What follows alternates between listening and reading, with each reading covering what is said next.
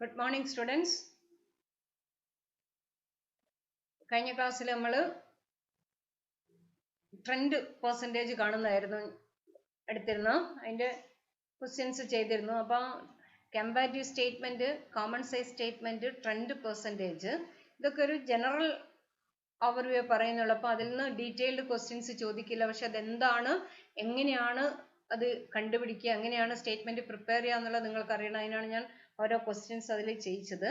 Then next ടെക്നിക്കായ financial അനാലിസിന്റെ ടൂളായ റേഷ്യോ അനാലിസിസ് ആണ് ഞാൻ തുടങ്ങുന്നത്. Ratio analysis is an important chapter. ഇത് ഒരു അനാലിസിന്റെ ടെക്നിക്കലി ഒരു ഇമ്പോർട്ടൻറ്റ് ടൂൾ എന്ന് മാത്രമല്ല, നമ്മൾക്ക് പഠിക്കാനുള്ളതിൽ ഒരു ഇമ്പോർട്ടൻറ്റ് ചാപ്റ്റർ, ഒരു ഇമ്പോർട്ടൻറ്റ് പാർട്ടാണ് റേഷ്യോ അനാലിസിസ്. ഇപ്പൊ റേഷ്യോ അനാലിസിൽ നമുക്ക് ഡിഫറെന്റ് റേഷ്യോസ് കമ്പ്യൂട്ട് ചെയ്യുന്നത് എങ്ങനെയാണ്, ദെൻ റേഷ്യോ വെച്ചിട്ട് ഒരു സ്ഥാപനത്തിന് നമ്മൾ എങ്ങനെയാണ് അതിന്റെ ഫിനാൻഷ്യൽ പൊസിഷനോ അതിന്റെ സ്ട്രെങ്തോ വീക്ക്നെസ് ഒക്കെ എങ്ങനെ ഇന്റർപ്രറ്റ് ചെയ്യുന്നു, ദെൻ ഈ റേഷ്യോസ് വെച്ചിട്ട് എങ്ങനെ നമുക്ക് ഫൈനൽ അക്കൗണ്ട്സ് പ്രിപ്പയർ ചെയ്യാം, ഇങ്ങനെയുള്ള കാര്യങ്ങളാണ് ഈ റേഷ്യോ അനാലിസിസിൽ നമ്മൾക്ക് പഠിക്കാനുള്ളത്. we can start. Then first we can see what is the meaning of ratio. ഇപ്പോൾ റേഷ്യോ എന്ന് പറഞ്ഞാൽ നിങ്ങൾ റേഷ്യോസിന് ധാരാളം റേഷ്യോസ് നിങ്ങൾ പഠിച്ചിട്ടുണ്ട്, റേഷ്യോ കണ്ടുപിടിക്കലുണ്ട്. അപ്പോൾ റേഷ്യോ എന്ന് പറഞ്ഞാൽ സിമ്പിൾ വേർഡ്സിൽ നമുക്ക് പറയാം, റേഷ്യോ എന്ന് പറഞ്ഞാൽ is the relation of one number, അല്ലെങ്കിൽ one number expressed in terms of another number, അല്ലെ the relation between two numbers expressed mathematically. നമ്മൾ രണ്ട് നമ്പേഴ്സ് അല്ലെ രണ്ട് ഐറ്റംസ് തമ്മിലുള്ള ബന്ധം അത് നമ്മൾ മാത്തമാറ്റിക്കലായിട്ട് എക്സ്പ്രസ് ചെയ്യുന്നതാണ് റേഷ്യോ എന്ന് പറഞ്ഞാൽ. ഇപ്പൊ രണ്ട് ഐറ്റംസ്, ആ രണ്ട് ഐറ്റംസ് എങ്ങനെയാണ് അത് മാത്തമാറ്റിക്കലായിട്ട് അത് തമ്മിലുള്ള ബന്ധം എന്താണ്, ഇതാണ് നമ്മൾ റേഷ്യോ കൊണ്ട് ഉദ്ദേശിക്കുന്നത്. അപ്പൊ നമുക്ക് റേഷ്യോ അല്ല നമ്മൾ പഠിക്കേണ്ടത്, നമ്മുടെ ടോപ്പിക് എന്ന് വെച്ചാൽ അക്കൗണ്ടിങ് റേഷ്യോ ആണ്. ഇപ്പൊ റേഷ്യോ എന്ന് പറഞ്ഞാൽ the relation between to items ആണ്. അപ്പൊ അക്കൗണ്ടിങ് റേഷ്യോ എന്ന് പറഞ്ഞാൽ ആ ഐറ്റംസ് പറയുന്നത് ഐറ്റംസ് റിലേറ്റിംഗ് ടു അക്കൗണ്ടിങ്ങുമായിട്ട് ബന്ധപ്പെട്ട ഐറ്റംസ് തമ്മിലുള്ള റിലേഷൻഷിപ്പ് ആണ്. അപ്പൊ accounting ratio means relationship expressed in mathematical terms between accounting figures which are connected with each other. അതായത് നമ്മളുടെ ഫിനാൻഷ്യൽ സ്റ്റേറ്റ്മെന്റ്സ്, ആ ഫിനാൻഷ്യൽ സ്റ്റേറ്റ്മെന്റ് നമുക്ക് കുറെ ഐറ്റംസ് തന്നിട്ടുണ്ട്. ആ ഐറ്റംസ് തമ്മിലുള്ള മാത്തമാറ്റിക്കൽ റിലേഷൻഷിപ്പ്, ഇത് ഐറ്റംസ് തമ്മിലുള്ള റിലേഷൻഷിപ്പ് അത് നമ്മൾ മാത്തമാറ്റിക്കൽ ടേംസിൽ എക്സ്പ്രസ് ചെയ്യുന്നതാണ് അക്കൗണ്ടിങ് റേഷ്യോ എന്ന് പറഞ്ഞാൽ. അപ്പോൾ റേഷ്യോ കാണിക്കുന്നത് ഒരു ഐറ്റവും മറ്റൊരു ഐറ്റവും തമ്മിലുള്ള റിലേഷൻ ആണ്. ആ റിലേഷൻ മാത്തമാറ്റിക്കൽ ടേംസിൽ നമ്മൾ എക്സ്പ്രസ് ചെയ്യുന്നതാണ് അക്കൗണ്ടിങ് റേഷ്യോസ് എന്ന് പറഞ്ഞാൽ.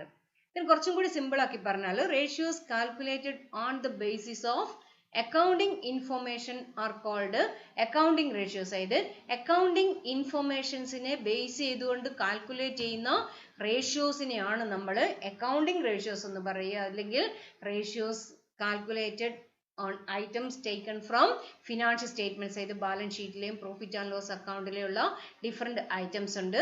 ഈ ഐറ്റംസ് തമ്മിലുള്ള റിലേഷൻഷിപ്പ്, ആ റിലേഷൻഷിപ്പ് നമ്മൾ കണ്ടുപിടിക്കുന്നതാണ്, മാത്തമാറ്റിക്കൽ റിലേഷൻഷിപ്പ് കണ്ടുപിടിക്കുന്നതാണ് നമ്മുടെ അക്കൗണ്ടിങ് റേഷ്യോ എന്ന് പറഞ്ഞാൽ. അപ്പോൾ എന്താണ് ഡെഫിനിഷൻ, അക്കൗണ്ടിങ് റേഷ്യോയുടെ definition? The term accounting ratio is used to describe the significant relationship which exists between figures shown in a balance sheet, profit and loss account, in a budgetary control system, or in any other part of accounting organization. അതായത് accounting ratio എന്ന് പറഞ്ഞാൽ this ratios is used to describe, accounting ratio എന്തിനാണ് use ചെയ്യുന്നതെന്നാണ്. അപ്പം അല്ലെ എന്താണ് ഒരു accounting ratio കൊണ്ട് നമ്മൾ ഉദ്ദേശിക്കുന്നത്? And this ratio is used to describe the significant relationship. അതായത് നമ്മൾ റിലേഷൻഷിപ്പ് വിവരിക്കുന്നതിന് വേണ്ടിയിട്ടാണ്. അതായത് relationship which exist between figures shown in a balance sheet, profit and loss account, then budgetary control system or any other part of accounting. നമ്മളുടെ accounting സ്റ്റേറ്റ്മെന്റ്സിലുള്ള different items ഉണ്ട്. ആ different items തമ്മിലുള്ള സിഗ്നിഫിക്കൻ്റ് റിലേഷൻഷിപ്പ്, ആ relationship describe ചെയ്യുന്നതിന് വേണ്ടിയിട്ട് നമ്മൾ use ചെയ്യുന്നതാണ് അക്കൗണ്ടിങ് റേഷ്യോ എന്ന് പറഞ്ഞാൽ. Then definition given by J Batty. Then next വരുന്നത് എങ്ങനെയാണ് റേഷ്യോസ് നമ്മൾ എക്സ്പ്രസ് ചെയ്യുന്നത്. Expression or forms of ratios, എങ്ങനെയാണ് ഈ റേഷ്യോനെ നമ്മൾ എക്സ്പ്രസ് ചെയ്യുന്നത്. അപ്പോൾ അക്കൗണ്ടിങ് റേഷ്യോസ് ഡിഫറെൻറ്റ് വേസിൽ നമുക്ക് എക്സ്പ്രസ് ചെയ്യാം. അപ്പോൾ അതിൻ്റെ ഒരു മെത്തേഡ് എന്ന് പറഞ്ഞാൽ, ഒരു ഫോം എന്ന് പറഞ്ഞാൽ പ്രൊപ്പോർഷൻ ആണ്.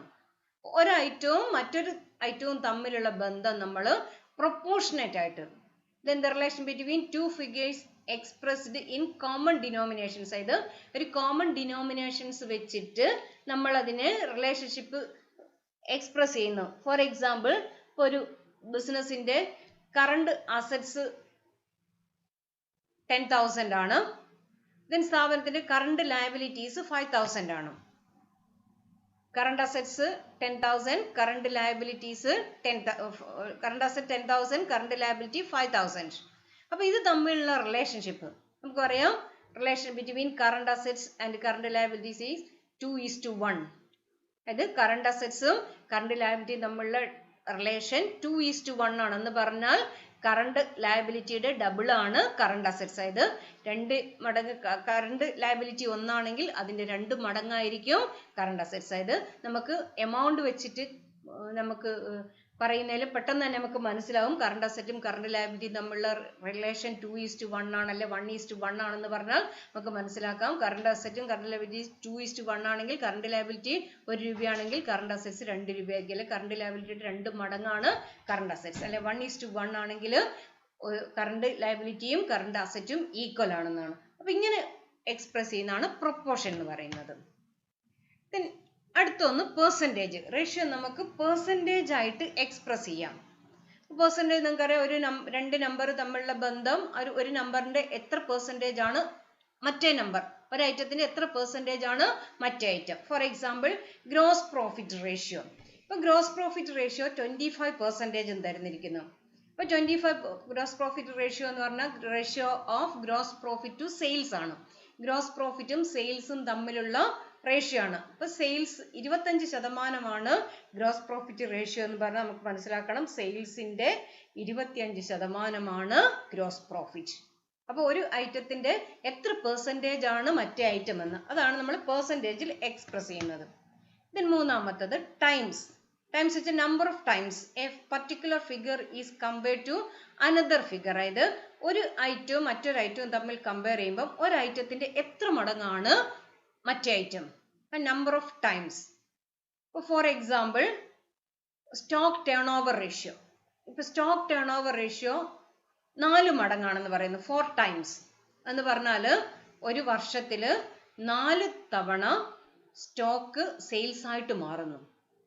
അപ്പൊ എത്ര മടങ്ങാണ്, അല്ലെ സ്റ്റോക്കിന്റെ 4 മടങ്ങാണ് സെയിൽസ് എന്നുള്ളതാണ് അത് ഉദ്ദേശിക്കുന്നത്. അപ്പോൾ ഇത് എത്ര ടൈംസ് ആണ്, ഒരു ഐറ്റത്തിന്റെ എത്ര മടങ്ങാണ് അടുത്ത ഐറ്റം എന്ന് കാണിക്കുന്നത്. അപ്പൊ ഇങ്ങനെ 3 രീതിയിലാണ് നമ്മൾ അക്കൗണ്ടിങ് റേഷ്യോസ് എക്സ്പ്രസ് ചെയ്യുന്ന. ഒന്നുകിൽ ഒന്ന് പ്രൊപ്പോർഷൻ ആയിട്ട് കാണിക്കും, അല്ലെങ്കിൽ പെർസെൻറ്റേജ് ആയിട്ട് കാണിക്കും, അല്ലെങ്കിൽ നമ്പർ ഓഫ് ടൈംസ് ആയിട്ട് കാണിക്കും. Next we can see what are the objectives of accounting ratios. എന്താണ് അക്കൗണ്ടിങ് റേഷ്യോയുടെ ഒബ്ജക്റ്റീവ്സ്? അപ്പൊ എന്തിനു വേണ്ടിയിട്ടാണ് അക്കൗണ്ടിങ് റേഷ്യോ കണ്ടുപിടിക്കുന്നത്, അല്ല ഇത് എന്തൊക്കെയാണ് അതിന്റെ ഒബ്ജക്ട്സ് ആയിട്ട് വരുന്നത്. Then accounting ratios to study short term solvency of a firm. അതായത് അക്കൗണ്ടിങ് റേഷ്യോ കണ്ടുപിടിക്കുന്നതിന്റെ ഒരു ഒബ്ജക്റ്റ് എന്ന് പറയുന്നത് ഒരു സ്ഥാപനത്തിന്റെ short term solvency. Short term solvency എന്ന് പറഞ്ഞാൽ നമ്മൾ പറയും ലിക്വിഡിറ്റി ആണ്. ലിക്വിഡിറ്റി എന്ന് പറഞ്ഞാൽ the capacity of a firm to meet its short term obligations without any delay or difficulty. അതായത് ഷോർട്ട് ടേം ഒബ്ലിഗേഷൻസ് മീറ്റ് ചെയ്യാനുള്ള കപ്പാസിറ്റിയാണ്. Short term obligation without any delay or difficulty, അതായത് ബുദ്ധിമുട്ടില്ലാതെ ഷോർട്ട് ടേം ഒബ്ലിഗേഷൻസ് പറഞ്ഞാൽ daily കുറേ obligations വരും. അതായത് സപ്ലയേഴ്സിന് പൈസ കൊടുക്കണം, ദെൻ എംപ്ലോയീസിന് വർക്കേഴ്സിന് വേജസ് കൊടുക്കണം, സാലറീസ് കൊടുക്കണം, അങ്ങനെ ഡെയിലി കുറേ ഒബ്ലിഗേഷൻസ് ഉണ്ട്. ആ ഒബ്ലിഗേഷൻസ് ഒരു തടസ്സവും കൂടാതെ മീറ്റ് ചെയ്യാനുള്ള കപ്പാസിറ്റിക്കാണ് നമ്മൾ പറയുക ലിക്വിഡിറ്റി, അത് രണ്ട് സോൾവൻസി ഉണ്ട്, ഷോർട്ട് ടൈം സോൾവൻസി ഉണ്ട്, ലോങ് ടൈം സോൾവൻസി ഉണ്ട്. The short time solvency is denoted by the time liquidity. Short time സോൾവൻസിക്ക് നമ്മൾ പറയുന്ന പേര് ലിക്വിഡിറ്റി ആണ്. അപ്പൊ ഞാൻ ഒരിക്കൽ ലിക്വിഡിറ്റി എന്ന് പറഞ്ഞാൽ capacity of a firm or the ability of a firm to meet its short term obligations. അതായത് ഹ്രസ്വകാല ബാധ്യതകൾ ഉണ്ടാവും, അത് കൊടുത്തു തീർക്കാനുള്ള ആ സ്ഥാപനത്തിന്റെ കപ്പാസിറ്റിയാണ് നമ്മൾ ലിക്വിഡിറ്റി കൊണ്ട് സൂചിപ്പിക്കുന്നത്. അപ്പൊ ലിക്വിഡിറ്റി കുറിച്ച് പഠിക്കുന്നതിന് ഈ റേഷ്യോ സഹായിക്കുന്നു. അതിനൊരു എക്സാമ്പിൾ പറഞ്ഞാൽ കറണ്ട് റേഷ്യോ ആണ്. കറണ്ട് അസറ്റും കറണ്ട് ലാബിലിറ്റിയും തമ്മിലുള്ള റേഷ്യോ ലിക്വിഡിറ്റി കാണുന്നതിന് വേണ്ടിയിട്ടുള്ള. അപ്പോൾ അത് ഞാൻ ഡീറ്റെയിൽ ആയിട്ട് പിന്നീട് എടുക്കും. അപ്പോൾ ഓർത്തിരിക്കുക, ഒബ്ജക്റ്റീവ്സ് പറയുന്ന ഒന്ന് ഫേമിന്റെ ലിക്വിഡിറ്റി അല്ലെങ്കിൽ അതിന്റെ ഷോർട്ട് ടൈം സോൾവൻസി മനസ്സിലാക്കുന്നതിന്. Then next one to study the long term solvency. അപ്പോൾ ഷോർട്ട് ടൈം സോൾവൻസി ഞാൻ പറഞ്ഞ എന്താണ്, ഷോർട്ട് ടൈം ഒബ്ലിഗേഷൻസ് കൊടുക്കാനുള്ള, അത് മീറ്റ് ചെയ്യാനുള്ള കപ്പാസിറ്റിയാണ്.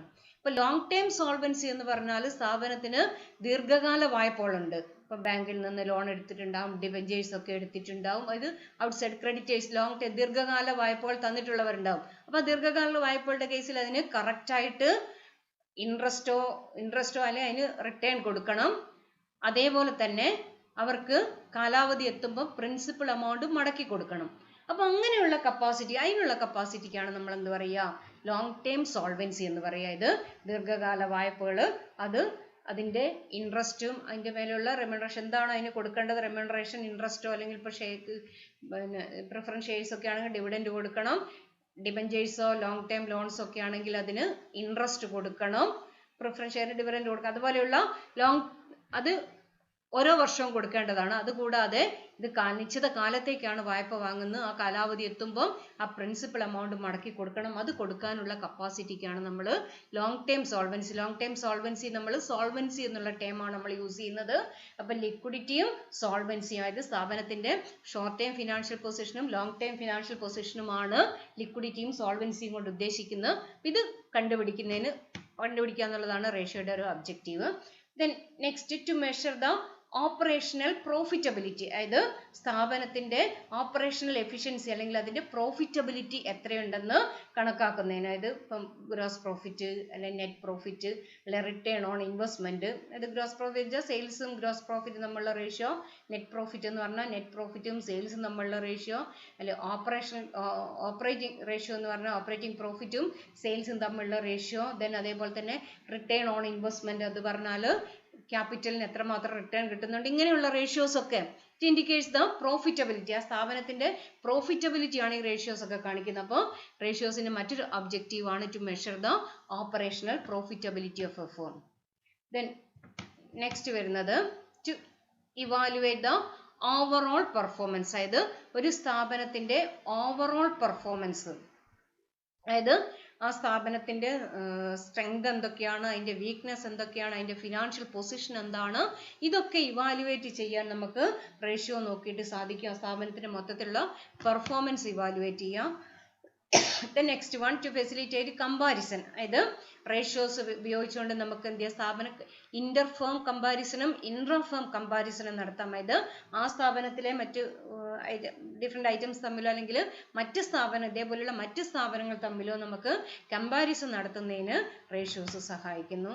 Then next, to communicate strength and weakness of a firm, അതായത് റേഷ്യോസ് സൂചിപ്പിക്കുന്ന റേഷ്യോ നോക്കിയാൽ നമുക്ക് പറയാൻ പറ്റും സ്ഥാപനത്തിന്റെ സ്ട്രെങ്ത് എന്തൊക്കെയാണ്, then അതിന്റെ വീക്ക്നെസ് എന്തൊക്കെയാണ്, ഏതൊക്കെയാണ് ആ വീക്ക്നെസ് എന്തൊക്കെയാണ്, അതുപോലെ തന്നെ അതിന്റെ സ്ട്രെങ്ത് എന്തൊക്കെയാണെന്നുള്ളത് റേഷ്യോ നോക്കിയിട്ട് നമുക്ക് പറയാൻ പറ്റും. The next, to enable managerial decision making, ഇത് റേഷ്യോസ് മാനേജ്മെന്റിന് അവർക്ക് ഡിസിഷൻ മേക്കിങ്ങിന് സഹായിക്കുന്ന, ഇതിലെ ഇൻഫർമേഷൻസ് വെച്ചിട്ട് അവർക്ക് ഡിസിഷൻ മേക്കിംഗ്, റേഷ്യോസിനെ ബേസ് ചെയ്തുകൊണ്ട് പ്രോപ്പർ ആയിട്ടുള്ള ഫ്യൂച്ചർ ഡിസിഷൻസ് എടുക്കാൻ സഹായിക്കുന്നത്. ഇതൊക്കെയാണ് അതിന്റെ ഒബ്ജക്റ്റീവ്സ്. അതായത് ഷോർട്ട് ടൈം സോൾവൻസി അല്ലെങ്കിൽ ലിക്വിഡിറ്റി മനസ്സിലാക്കുന്നതിന്, ലോങ് ടൈം സോൾവൻസി മനസ്സിലാക്കുന്നതിന്, അതേപോലെ തന്നെ operational profitability, overall performance, then to facilitate comparison, then communicate the strength and weakness of a firm, and to enable managerial decision making. These are the main objectives of ratios. Then next, advantages or uses of accounting ratios. അതായത് accounting ratioയുടെ advantages അല്ലെങ്കിൽ അതിന്റെ uses എന്തൊക്കെയാണ്.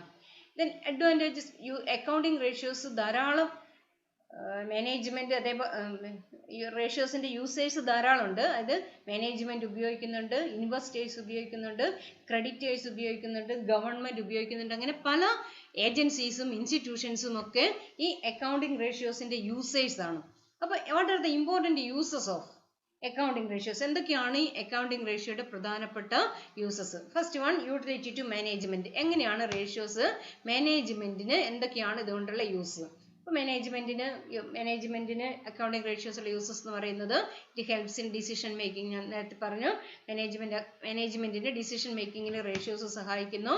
Then forecasting and planning, ഇത് ratio വെച്ചുകൊണ്ട് forecasting പ്ലാനിങ്ങും സാധ്യമാക്കുന്നു. The next one, helps in communicating, ഇത് ratios വെച്ചുകൊണ്ട് പല ഇൻഫർമേഷൻസും നമുക്ക് കമ്മ്യൂണിക്കേറ്റ് ചെയ്യാൻ സാധിക്കുന്നു. Then next one, helps in coordination, ഇത് സ്ഥാപനത്തിന്റെ സുഗമമായ പ്രവർത്തനത്തിന് പ്രോപ്പർ കോർഡിനേഷൻ വേണം. ആ കോർഡിനേഷനെ സഹായിക്കുന്നു അക്കൗണ്ടിങ് റേഷ്യോസ്. ദെൻ അതുപോലെ തന്നെ ഹെൽപ്സ് ഇൻ കൺട്രോൾ, ഇത് റേഷ്യോസ് സ്റ്റാൻഡേർഡ്സ് പ്രൊവൈഡ് ചെയ്യുന്നു. ഈ സ്റ്റാൻഡേർഡ് വെച്ചിട്ട് ആക്ച്വൽ പെർഫോമൻസിനെ കൺട്രോൾ ചെയ്യുന്നതിന് മാനേജ്മെന്റിനെ സഹായിക്കുന്നു. These are the utility of accounting ratios to management. മാനേജ്മെന്റിനുള്ള യൂട്ടിലിറ്റി അല്ലെ യൂസസ് ഇതൊക്കെയാണ്. ദെൻ അവരെ ഡിസിഷൻ മേക്കിങ്ങിൽ സഹായിക്കുന്നു, ഫോർകാസ്റ്റിങ്ങിനും പ്ലാനിങ്ങിനും സഹായിക്കുന്നു. ദെൻ ഇൻഫർമേഷൻസ് കമ്മ്യൂണിക്കേറ്റ് ചെയ്യുന്നതിന്, അതുപോലെ തന്നെ ഓർഗനൈസേഷനിലെ ഡിഫറെന്റ് ആക്ടിവിറ്റീസ് കോർഡിനേറ്റ് ചെയ്യുന്നതിനും അത് കൺട്രോൾ ചെയ്യുന്നതിനെയും അക്കൗണ്ടിങ് റേഷ്യോസ് അവരെ സഹായിക്കുന്നു. ദെൻ അടുത്ത യൂസേഴ്സ് എന്ന് പറയുന്നത് ഷെയർ ഹോൾഡേഴ്സ് ആൻഡ് ഇൻവെസ്റ്റേഴ്സ് ആണ്. അതായത് ഷെയർ ഹോൾഡേഴ്സ് മീൻസ് കമ്പനിയുടെ ഷെയർസ് എടുത്ത ഷെയർ ഹോൾഡേഴ്സ്. ദെൻ അതുപോലെ തന്നെ പ്രോസ്പെക്റ്റ് ഇൻവെസ്റ്റേഴ്സ്, അതായത് സ്ഥാപനത്തിൽ ഇൻവെസ്റ്റ് ചെയ്യാൻ താല്പര്യപ്പെടുന്നവർ. ദെൻ അവരെ സംബന്ധിച്ചിടത്തോളം അക്കൗണ്ടിങ് റേഷ്യോസ് എങ്ങനെയാണ് അവരെ സഹായിക്കുന്നത്? First one, it helps in selecting best companies to invest their funds. അതായത് ഒരു സ്ഥാപനത്തിന്റെ റേഷ്യോസ് നോക്കിയിട്ട്, ഞാൻ നേരത്തെ പറഞ്ഞു സ്ഥാപനത്തിന്റെ സ്ട്രെങ്ത് വീക്ക്നെസ് ഒക്കെ നമുക്ക് ഡിറ്റർമിൻ ചെയ്യുന്നതിന് അക്കൗണ്ടിങ് റേഷ്യോസ് സഹായിക്കുന്ന, അതായത് പ്രോഫിറ്റബിലിറ്റി റേഷ്യോസ്, അതുപോലെ തന്നെ അതിന്റെ solvency ratios, then fixed asset ratios, proprietary ratios, ഇങ്ങനെ ധാരാളം റേഷ്യോസ് ഉണ്ട്. ഈ റേഷ്യോസ് ഒക്കെ വെച്ചുകൊണ്ട് അവർക്ക് സ്ഥാപനത്തിന്റെ ഫിനാൻഷ്യൽ പൊസിഷൻ എന്താണ്, സ്ഥാപനത്തിന്റെ പ്രോഫിറ്റബിലിറ്റി എന്താണ് എന്നൊക്കെ അവർക്ക് അസസ് ചെയ്യാൻ പറ്റും റേഷ്യോസ് വെച്ചുകൊണ്ട്.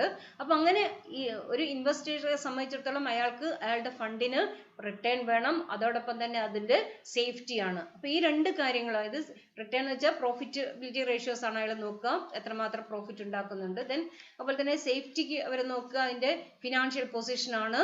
അപ്പൊ ഈ കാര്യങ്ങളൊക്കെ മനസ്സിലാക്കുന്നതിന് അക്കൗണ്ടിങ് റേഷ്യോസ് ഷെയർ ഹോൾഡേഴ്സിനെയും prospective investors ഒക്കെ സഹായിക്കുന്നു. Then next one, it enables to evaluate the performance and future prospects. അതായത് നിലവിലുള്ള പെർഫോമൻസും ഫ്യൂച്ചർ പ്രോസ്പെക്ട്സും ഒക്കെ ഇവാലുവേറ്റ് ചെയ്യുന്നതിന്, അതായത് അവർക്ക് ഇൻവെസ്റ്റ് ചെയ്താൽ എത്രമാത്രം റിട്ടേൺ ഉണ്ട്, അതുപോലെ തന്നെ അവരുടെ ഷെയറിന്റെ വാല്യൂ, അതിന്റെ മാർക്കറ്റ് വാല്യൂ എത്രമാത്രം ഇൻക്രീസ് ചെയ്യാനുള്ള സാധ്യതയുണ്ട്, ഇങ്ങനെയുള്ള കാര്യങ്ങളൊക്കെ ഇവർക്ക് ഇവാലുവേറ്റ് ചെയ്യാൻ അക്കൗണ്ടിങ് റേഷ്യോസ് അവരെ സഹായിക്കുന്നു. ഇതാണ് ഷെയർ ഹോൾഡേഴ്സിനുള്ള യൂസ്. Then ഒന്നുകൂടെ ഉണ്ട്, it helps to calculate prices of shares. അതായത് മറ്റൊന്ന്, ഈ ഷെയറിന്റെ പ്രൈസ് കാൽക്കുലേറ്റ് ചെയ്യുന്നതിന്, അതായത് dividend per share, price earning ratio, ഇതൊക്കെ വെച്ചിട്ട് ഷെയറിന്റെ മാർക്കറ്റ് പ്രൈസ് കാൽക്കുലേറ്റ് ചെയ്യുന്നതിനും ഇൻവെസ്റ്റേഴ്സിനെ റേഷ്യോസ് സഹായിക്കുന്നു. Then next, അടുത്ത യൂസേഴ്സ് എന്ന് പറയുന്നത് ക്രെഡിറ്റേഴ്സ് ആണ്. Utility to creditors. ഇപ്പൊ ക്രെഡിറ്റേഴ്സിനെ സംബന്ധിച്ചിടത്തോളം അവർക്ക് കിട്ടാനുള്ള അവരുടെ പൈസ അത് സമയത്ത് അവർക്ക് കിട്ടണം. അപ്പൊ അതിനുള്ള സാമ്പത്തിക സ്ഥിതി സ്ഥാപനത്തിലുണ്ടോ എന്നുള്ളത് അവർക്ക് അറിയണം. ക്രെഡിറ്റേഴ്സ് ഇപ്പൊ ഷോർട്ട് ടൈം ക്രെഡിറ്റേഴ്സ് ആണെങ്കിൽ, ലോങ് ടൈം ക്രെഡിറ്റേഴ്സ് ആണെങ്കിൽ അവർക്ക് ഇൻട്രസ്റ്റോ അല്ലെങ്കിൽ റിട്ടേൺ കിട്ടണം, അതോടൊപ്പം തന്നെ അവരുടെ ഇൻവെസ്റ്റ് ചെയ്ത എമൗണ്ട് അവർക്ക് കിട്ടണം. അപ്പൊ ക്രെഡിറ്റേഴ്സിന് എന്തൊക്കെയാണ് റേഷ്യോസിന്റെ use? Helps to measure the liquidity position. അതായത് ക്രെഡിറ്റേഴ്സിനെ സംബന്ധിച്ചിടത്തോളം അവർക്ക് കറക്റ്റ് സമയത്ത് തന്നെ പൈസ കിട്ടണമെങ്കിൽ, സപ്ലൈസ് ഗുഡ്സ് കടത്തിന് സപ്ലൈ ചെയ്യുന്ന സപ്ലൈസിനെ സംബന്ധിച്ചിടത്തോളം അവർക്ക് പ്രോംപ്റ്റ് ആയിട്ട് പേയ്മെന്റ് കിട്ടണമെങ്കിൽ അവിടെ എന്ത് വേണം? സ്ഥാപനത്തിന് ലിക്വിഡിറ്റി പൊസിഷൻ ബെറ്റർ ആയിരിക്കണം. ലിക്വിഡിറ്റി പൊസിഷൻ എന്താണെന്ന് ഞാൻ പറഞ്ഞു, അതായത് ഈ ഒബ്ലിഗേഷൻസ് ഒക്കെ ഷോർട്ട് ടൈം ഒബ്ലിഗേഷൻസ് മീറ്റ് ചെയ്യാനുള്ള കപ്പാസിറ്റിയാണ്. അപ്പൊ അത് മീറ്റ് ചെയ്യാനുള്ള പണം ഉണ്ടെങ്കിൽ മാത്രമേ അവർക്ക് കറക്റ്റ് ആയിട്ട് പൈസ കിട്ടുള്ളൂ. അത് മനസ്സിലാക്കാൻ അവർക്ക് ഈ കറണ്ട് റേഷ്യോ അവരെ സഹായിക്കുന്നുണ്ട്. ദെൻ അതോടൊപ്പം enables to understand the strength and weakness. അതായത് സ്ഥാപനത്തിന്റെ സ്ട്രെങ്ത്, വീക്ക്നെസ് എന്തൊക്കെയാണെന്ന് മനസ്സിലാക്കുന്നതിന് റേഷ്യോസ് ക്രെഡിറ്റേഴ്സിനെ സഹായിക്കുന്നു. ദെൻ നെക്സ്റ്റ് വരുന്നത് യൂട്ടിലിറ്റി ടു എംപ്ലോയീസ് ആണ്. ഇത് അക്കൗണ്ടിങ് റേഷ്യോസ് എംപ്ലോയീസിന് എങ്ങനെ സഹായിക്കുന്നു? ഇപ്പൊ എംപ്ലോയീസിന് It helps to know the profitability. അപ്പോൾ എംപ്ലോയീസിന് പ്രോഫിറ്റബിലിറ്റിയെ കുറിച്ച് മനസ്സിലാക്കുന്നതിന് റേഷ്യോ സഹായിക്കുന്നു. അപ്പോൾ എംപ്ലോയീസ് എന്തിനാണ് പ്രോഫിറ്റബിലിറ്റി മനസ്സിലാക്കുന്നതെന്ന് ചോദിച്ചാൽ അവർക്ക് വേജസോ അല്ലെങ്കിൽ മറ്റ് സാലറീസോ അല്ലെങ്കിൽ മറ്റ് ഫെസിലിറ്റീസ് ഒക്കെ ഉണ്ട്. അപ്പോൾ ഇത് നല്ല പ്രോഫിറ്റ് ഉണ്ടെങ്കിൽ, പ്രോഫിറ്റ് കൂടുതലുണ്ടെങ്കിൽ അവർക്ക് കൂടുതൽ വേജസ് ഡിമാൻഡ് ചെയ്യാം, അല്ലെങ്കിൽ മറ്റ് ഫെസിലിറ്റീസ് ഒക്കെ, ബെറ്റർ ഫെസിലിറ്റീസ് ഒക്കെ അവർക്ക് ഡിമാൻഡ് ചെയ്യാം. അപ്പോൾ ഡിമാൻഡ് ചെയ്യണമെങ്കിൽ സ്ഥാപനത്തിന് അതിനനുസരിച്ച് പ്രോഫിറ്റ് വേണം. അപ്പോൾ ഈ പ്രോഫിറ്റ് ഉണ്ടോ എന്ന് മനസ്സിലാക്കുന്നതിന് അവരെ സഹായിക്കുന്നു. Then helps to understand the financial health of the company. ഇത് സ്ഥാപനത്തിന്റെ ഫിനാൻഷ്യൽ ഹെൽത്തിനെ കുറിച്ച്. അപ്പോൾ ഫിനാൻഷ്യൽ ഹെൽത്ത് എന്ന് പറയുന്നത് അവരുടെ എന്താണ്, സെക്യൂരിറ്റി ആണ്, അല്ലെ സേഫ്റ്റി ആണ്. കാരണം സ്ഥാപനം ദീർഘകാലത്തേക്ക് ഇങ്ങനെ തന്നെ നിലനിന്ന് പോകും, അവരുടെ ജോലിക്ക് ഒരു പ്രശ്നം ഉണ്ടാവില്ല, അങ്ങനെ ഒരു പ്രൊട്ടക്ഷൻ ആണത്. അപ്പോൾ ഫിനാൻഷ്യൽ ഹെൽത്ത് മനസ്സിലാക്കുന്നതിനും എംപ്ലോയീസിന് റേഷ്യോസ് സഹായിക്കുന്നു. then next വരുന്നത് യൂട്ടിലിറ്റി ടു ഗവൺമെന്റ് ആണ്. ഗവൺമെന്റിന് റേഷ്യോ കൊണ്ടുള്ള ഉപയോഗങ്ങൾ.